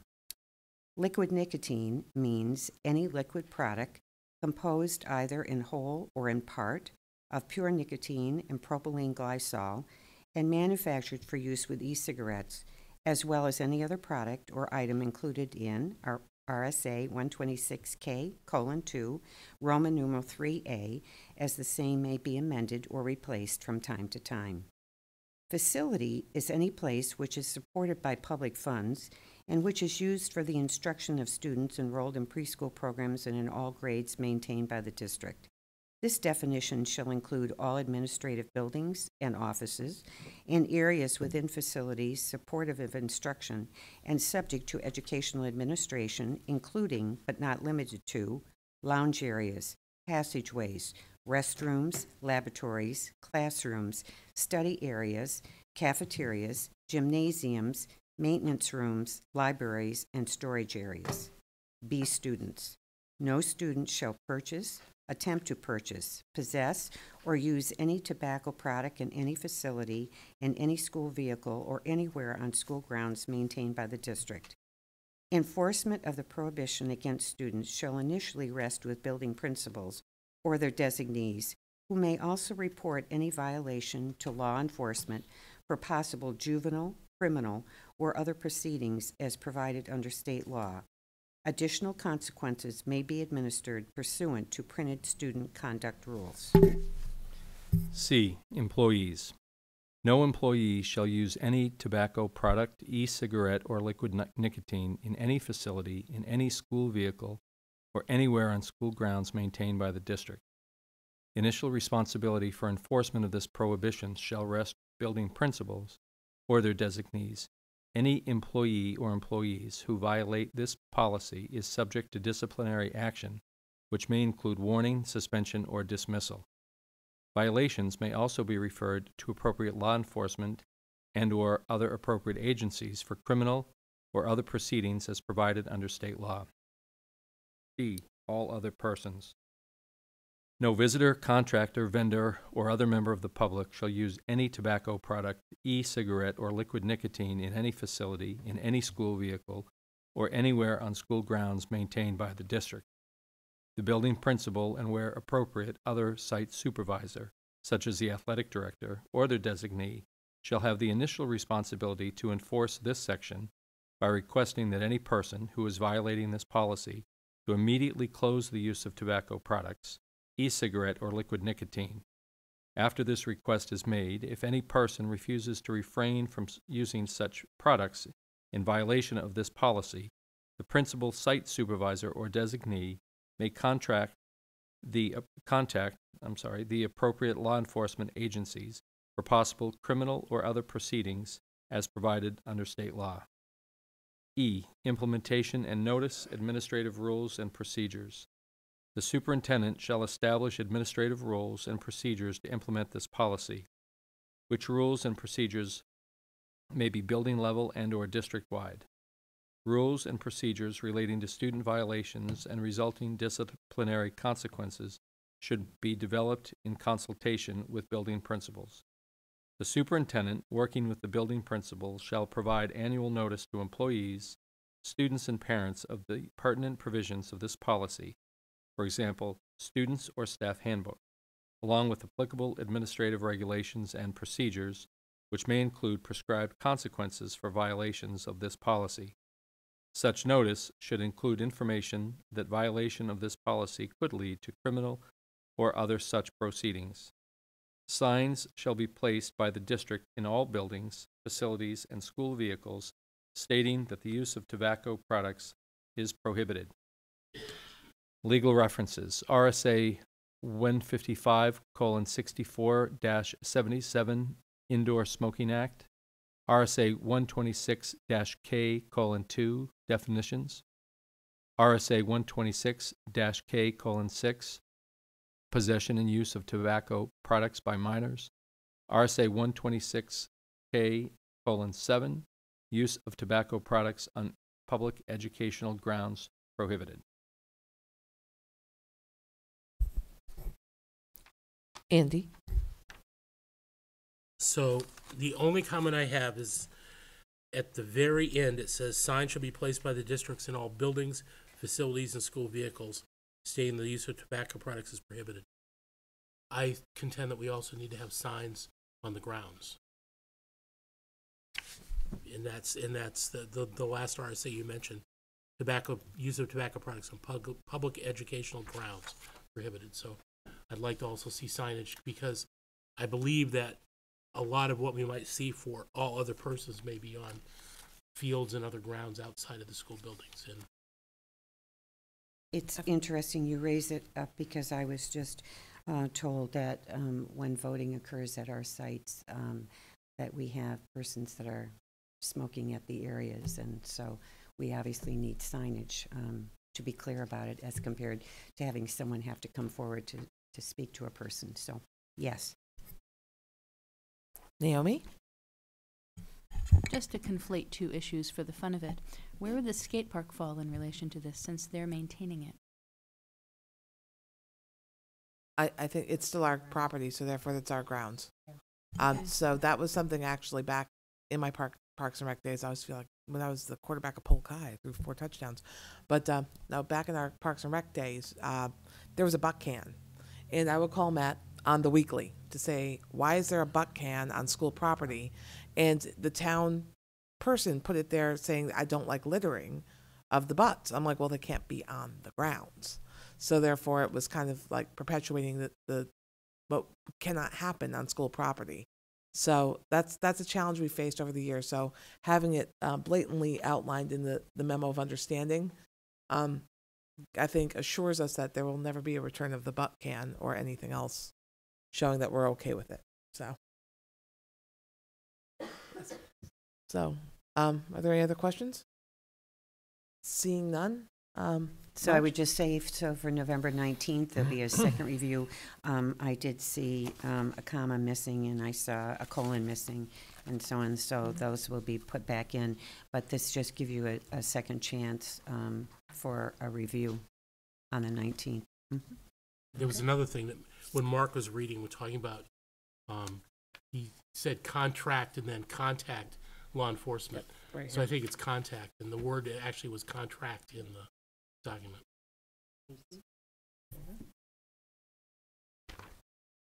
Okay, so we will see this one more time, and then if all goes according to plan, we will put it on consent for the first meeting in December. We are on to item number 9, which is the housekeeping portion of the show, which is the approval of the October 15th, 2018 minutes. I'll entertain a motion to approve. Made by, not Andy because he wasn't there, so I'll make by Naomi. Do I have a second? Seconded by Brandy. So are there any adjustments to the minutes? Seeing none, we'll put the motion to a vote. All those in favor signify by saying aye. Aye. Opposed? None. Abstain? 1. The motion carries 4-0-1 with Andy abstaining as he was traveling for work, and hopefully he had a great trip. So we're on to item number 10, which is the acceptance of gifts and grants under $5,000 with Matt. Thank you.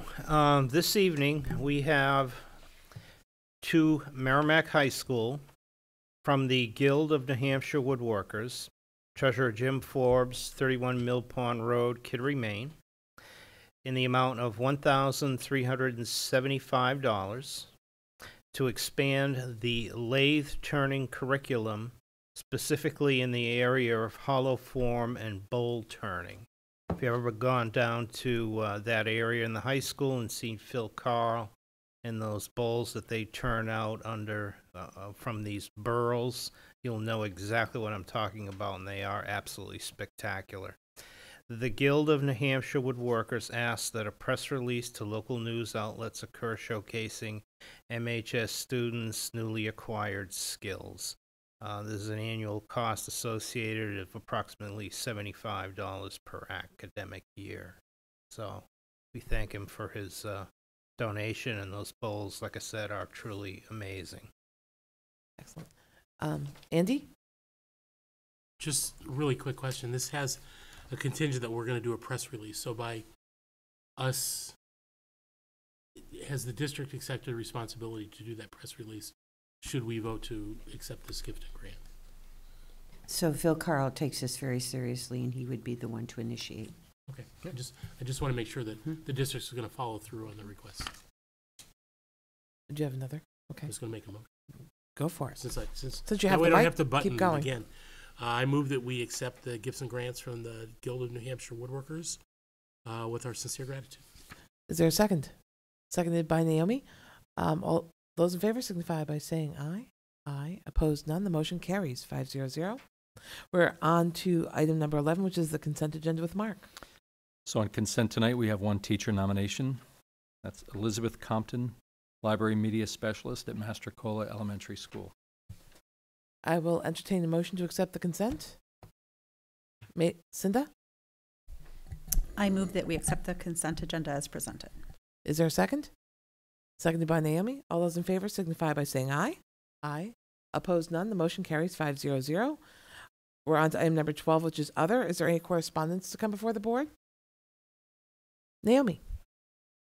I've had communication from a parent regarding summer homework and its influence on grades. I haven't yet had a chance to follow up, but I look forward to doing so. Thank you. Are there any other items of correspondence? Seeing none, are there any comments? Marge? So I just wanted to share with you about an event that occurred on Friday, October 26th, and that was the Blue Ribbon and Gold Circle Partner Ceremony that occurred at the Grapponi Center. I'm pleased to tell you that 6 out of 6 of our schools were recognized for the extraordinary efforts of our school volunteer program. And then 4 out of 6, that is all 4 elementary schools, were recognized because of the Gold Circle partners that they have. That means that they're collaborating with businesses in town or organizations like Merrimack Police, Merrimack Fire, and many other agencies. So they were recognized for that as well.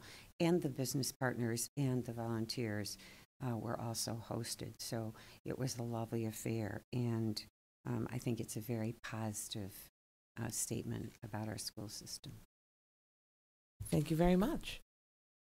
We're on to item number 13. If there's no other comments, is there any new business to come before the board? Seeing none, are there any committee reports from the board? I see Chris, I see Cinda, I see maybe some Andy. The football team at Merrimack is going to play in the semifinal rounds against Bedford this Saturday at 1 o'clock. Thank you. And I think we won on Saturday in overtime. And We won. I think the marching band lost 7 shoes in the mud. I heard something like that. Around 7. Yeah. I saw 4. Okay. But it might be more. Excellent. And then Cinda. Oh, did you have anything else? I'm sorry, Chris. Okay, thank you. Cinda. I have 2 committee reports. Last week, Tuesday, I had the district parents group with Marge, and we had met with all of the school parent groups regarding a variety of activities going on in the district, their fundraising opportunities, and how they're tracking with those. One thing I did want to mention from that meeting is that we were advised that Lynn Lyons will be back in our district. So this is really great news. For those who have not seen Lynn Lyons, she works around the topic of anxiety. There'll be more to come on that, and I think you'll start to see a lot more activity as it relates to this event. It's going to be on February 13th in the high school cafeteria. The last time she was here was 6 years ago. People are still talking about it. And it was in the Little Theater, but with the high school cafeteria, it will allow for more attendees. So more to come on that. Sounds great. Thank you. And then my second one is on Thursday evening, I had our safeguard meeting. We were initially supposed to have a group visit with us, Be Bold from Bedford, to share some ideas about what they're doing in their district. Unfortunately, they had to cancel at the last minute, so they'll be coming on the next meeting, which is December 6th at 6 p.m. at the St. James Church. That was actually a really neat meeting. It was our second one of this school season. And there is some great momentum within the SAD community at the school. And we had one of the SAD members at our meeting talking about another great event, which is around vaping. And that's going to be on the 14th, just actually next week, or what is it, a week from? Wednesday the 14th? Yeah. And that's from 6 to 8. It's for all parents. It's for all members of the community, parents of all grades. Kids are invited as well. And I think for myself, vaping was not around when I was younger. So there's a lot to be learned, I think, from my perspective as a parent. So I'm really looking forward to attending. But again, that will be on the 14th, 6 to 8 at the Manchester High School Theater. And Mark? that's all I have. If I could, thank you so much for mentioning that. If I could just add just a little piece to that. This presentation is entirely the responsibility of a student at Merrimack High School, Matthew G.M. Bartolome, who I just want to give credit to Matthew because he has really taken initiative. This is an area of concern to him, and he has pulled together everything: the panel, the marketing, the just everything. And we often talk about how our students are applying their skills, and this is a great example, and Matthew's not the only one, but a great example of a student who's taking his challenge to be engaged and to use his skills to some greater good. So I just wanted to kind of give a shout out to Matthew because he is the reason that this is happening, and we're really grateful to him. And I would hope that the community would support his effort by attending the presentation that he's arranging that night. Okay, so it's the 14th, 6 to 8 p.m., which is a Wednesday night at the Merrimack Little Theater? Yes. Merrimack High School Little Theater. Yeah. Okay. Final plug. Andy, you had one? He did a great job with his last name. So I know when the first, right, it was, well, I don't know, it's a little different, but anyway. Two things. First, on the 22nd of October, there was the Ceres Board of Directors meeting. As we know, Ceres is not a committee anymore, but I'm a member of the Board of Directors along with Superintendent Chaffrey. The one thing I wanted to share is that, for those that are not familiar, Ceres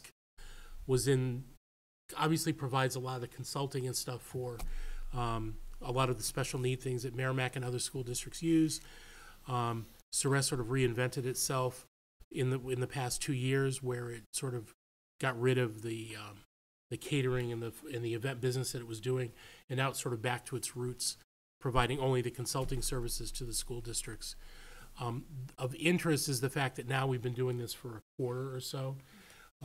The business model is working, and they're looking not only continuing with the services they provide, but looking to extend the services they provide. So it's really good to see that Ceres the concept of consulting is continuing and being successful moving forward. So it's good to look back, having been involved for a while, of what we've gone through over the past several years to get to this point where we're still surviving. So that's good. It's a benefit to our district as well as all the other ones around. And the other thing, it's not a committee report as much as it is, you've talked in the past about the cohort that's going on with the school teachers inside of Merrimack doing for SNU.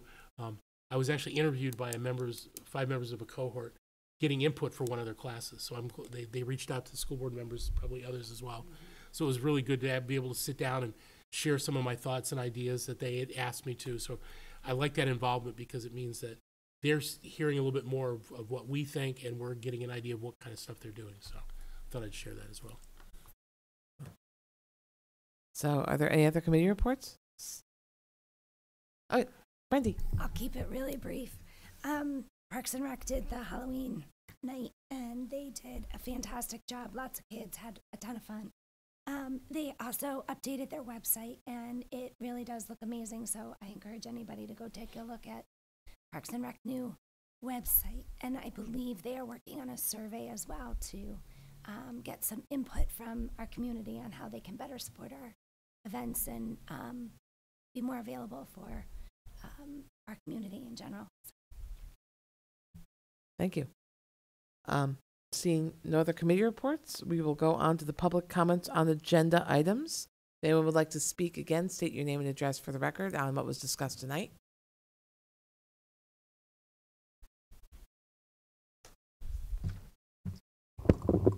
Hi, my name is Joellen Manhart, 9 Pollard Road. I just wanted to speak on the transportation. I just really want to encourage the board to look into researching other ways to fund the field. I know we have 3 large companies here in Merrimack, Fidelity, Anheuser-Busch, Saint-Gobain, and I know there are a lot of passionate parents here who would be willing to coordinate with the board to kind of work on that project. So that's my comment. Thank you. Thank you very much. Are there any other members of the public that would like to speak? Absolutely. Richard Foote, 129 Indian Rock Road. Couple of comments. First one with the skateboard park. I don't use it myself, but I walk by it frequently. And one of the things I hate the most is seeing trash on the ground. I'm sure it bothers a lot of people. It bothers me quite a bit. Once in a while, I'll pick up a couple of garbage bags on my route from work to home. I'll pick up garbage and keep it clean. But the skateboard park annoys me a bit, because the people who, before you're talking about the town or the parks, wherever, Parks and Recs has to clean the place up. How about the people who use it? I always thought that maybe you put a sign up saying, people who keep the park, use the park, should get off your lazy butts and keep the park clean. If you can't do that, we'll close the park for a week and then leave it open for a week. See if you get the picture, you have to clean it. If you don't, we'll close it for 2 weeks and then open it up again, see if you want to clean it this time. And if you don't, we'll close it for 3 weeks and see if you get the message that you should get off your butts and do something, because you're the ones making the mess there. They got rid of that little hut they was parked in the corner there. That's going to be a pretty good magnet for keeping trash there. So it's a good idea of getting rid of that. But like I said, and so I see that, it's like, well, make the slabs do the work here once in a while. I know it's hard for people to do things like that. But if I can pick it up once in a while, they can too. The other comment I have is about the tobacco products on school grounds. They do have some signs around there. If you come over the hill from Indian Rock, they're right in the corner of the fence right there. They have a sign right there and a few other places. But that doesn't seem to deter people. And one other comment is about putting in there is smoking on school grounds during the summertime, not during school, when school's out for the summer, like 4th of July event or something like that, when you have the gathering right there. Frequently people walk around with their vaping, and other people, you can like obviously catch on other people around there smoking. And it's like, well, there's signs around here, there's cops wandering around. Maybe you could tell these people, hey, there's signs right here. Maybe you learn how to read or something. Help out a little bit on that one. So that's my comments. Thank you, Mr. Futt. Seeing no one else at the mic, we will close public comments on, oh, wait, do we have one more? I'm sorry, come back. You're more than welcome, of course. So I'm Carrie Chasen, 19 Power Circle, and I had to write things down because I have a tendency to get very passionate about these things, and I know we're on a time limit. So I try to keep myself focused with writing things down. But moving forward, I just want to state again that I think student safety should be our first thought in every decision that we're making. What I heard tonight was very encouraging, but there was also some things that I felt a little concerned about. It's my understanding that transportation is an issue across all sports, and I'm challenging this board and the administration and all you lovely people that came here tonight, including myself, to fix this, because I think there is a solution that's out there. If safety is a true concern, then these are my hopes for tonight's discussion. I hope we are not choosing to not plan to use one of the school fields because it might rain or it might be flooded. I hope we are not trying, I hope we won't try to not schedule buses because there might not be a driver. And I hope that we don't feel responsible because we're not liable. Again, this is my first time here, but it won't be my last. Lucky you guys. I lost my place. Merrimack is a D1 soccer team. We are one of the only D1 teams in the state without their own home field. I just think it's time to stop shipping our team off to the competitor's field. We need our own field on school property. Thanks for listening, and I look forward to working with all of you. Thank you, Mrs. Chasen.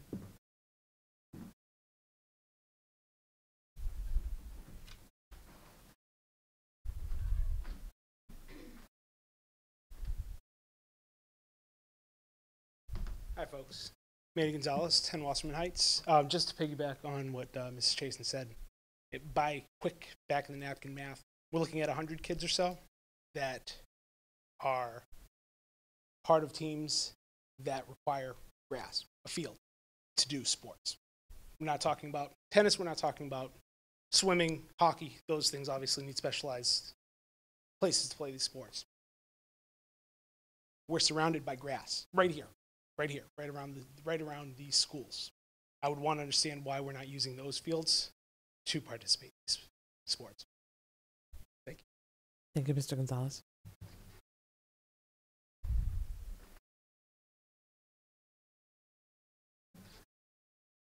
Jenna Hardy, 59 Peasley Road. Also joining here with all these soccer parents just to add my voice to this discussion. Along these same lines, I will say my son's a sophomore now, and when he first started playing soccer, I know that when he was going to the home games, I honestly had no idea how he was getting there. Being like a new parent to this, I assumed there was a bus until one day I found out there wasn't a bus, and he just was getting rides with upperclassmen, which quite frankly at that particular moment in my parenting, him being my first child, I was not at all comfortable with. I didn't know how long these kids had their licenses. I didn't know how safe they were. I didn't even know who they were. I didn't even know their names. And my kid was getting rides to the games in Bedford, albeit just in Bedford, but he was getting rides to Bedford with these kids. And it didn't sit well with me. It just didn't feel right. It felt like, you know, like I'm sending my kid off with somebody I don't know because there's no other way. You know what I mean? granted, he didn't, offer up like, hey, I got a ride. I never thought to ask him. I thought there was a bus, legitimately, most of last season.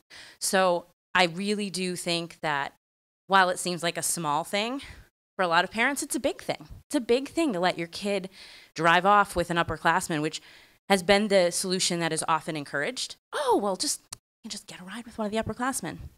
Well, no offense. My kid comes home with stories about kids that don't always make me feel comfortable. And it doesn't mean that they're not good drivers, but, it makes me uncomfortable. And those things can't happen on a bus because there's an adult there to say, no, fill in the blank things I'm not going to say out here on my microphone and on camera. You know what I'm saying? Like, don't do these things.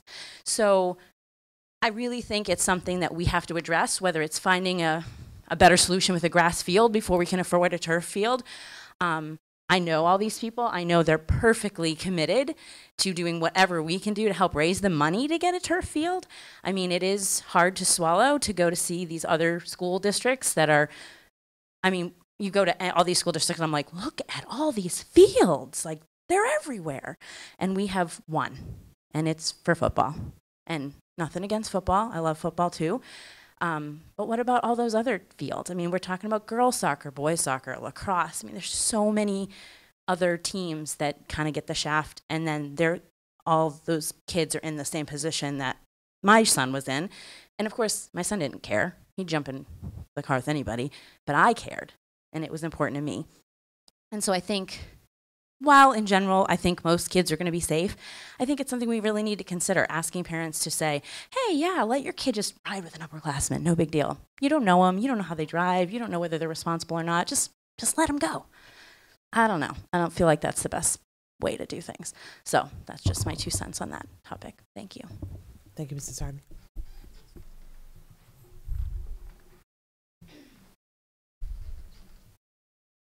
Good evening. My name is Jennifer Dutton. I live at 30 Raymond Drive. A lot's been discussed, and I'm not here to reiterate any of that. I wanted to point out one thing that I don't think was mentioned. And it was stated that the school is not liable for kids that are getting rides home from other parents or kids. And that takes the school off the hook. But now you've got kids driving. Not only is it dangerous, but it's bringing liability on those parents. And how much longer, when these parents think about that, they're going to want their kids driving other kids. And then you've got parents trying to get out of work, to pick up their kids at 2:15 to rush them to Bedford. So, I would really love this board to work with us to come up with a solution. Thank you very much. Thank you, Ms. Dutton.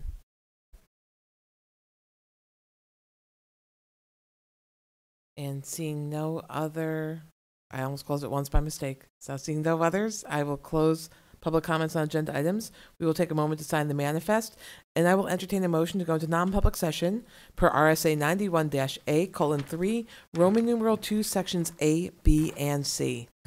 Made by Cinda, seconded by Andy. Brandy, how do you vote? In favor. Naomi? In favor. Cinda? In favor. Andy? In favor. And I vote in favor. We are adjourned. Thank you and good night.